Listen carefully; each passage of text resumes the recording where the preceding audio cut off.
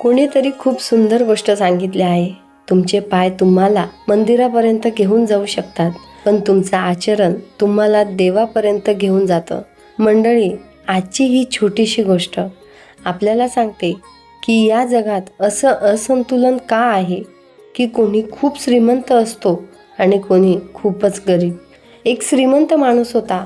तो एका शूजच्या दुकानात गेला आणि 10,000 रुपयांचे महागडे बूट विकत घेतले. घरी आल्यावर त्याला आठवलं की आज मंदिरात जायचं आहे. तो गाडीने मंदिरात गेला आणि पायऱ्यांजवळ बूट काढले. बूट काढताना त्याच्या मनात विचार आला की हे खूप महागडे बूट आहेत, कोणी घेऊन गेलं तर. तेवढ्यात त्याला एक भिकारी दिसला. तो त्या भिकाऱ्याला म्हणाला, भाऊ, मी मंदिरात जाऊन येतो, तोपर्यंत माझ्या बुटांची काळजी घेणार का? भिकारी म्हणाला, हो, मी बघतो. तो माणूस मंदिरात गेला. देवासमोर उभा राहून त्याच्या मनात विचार आला, देवा, ही कशी दुनिया आहे.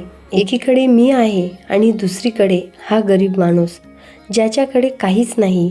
मग त्याने मनात ठरवलं, परत जाताना याला 500 रुपये देतो. तो पूजा करून बाहेर आला, पण तिथे ना भिकारी होता ना त्याचे बूट. तो खूप रागवला. दुसऱ्या दिवशी तो बाजारात गेला. तिथे त्याने पाहिलं की एक दुकानदार तेच बूट विकत होता. त्याने विचारलं, हे बूट कुठून आले? दुकानदार म्हणाला, काल एक भिकारी आला होता, त्याने हे बूट विकले आणि मी त्याला 500 रुपये दिले. हे ऐकून तो माणूस हसला आणि पुन्हा मंदिरात गेला.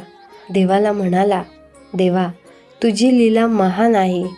तुला त्या भिकाऱ्याला 500 रुपये द्यायचेच होते, पण त्याच्या आचरणामुळे ते 500 रुपये त्याला चुकीच्या मार्गाने मिळाले.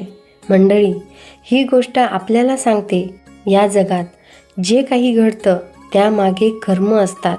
आपण आज जिथे आहोत ते कदाचित आपल्या जुन्या कर्मांमुळेच आहे.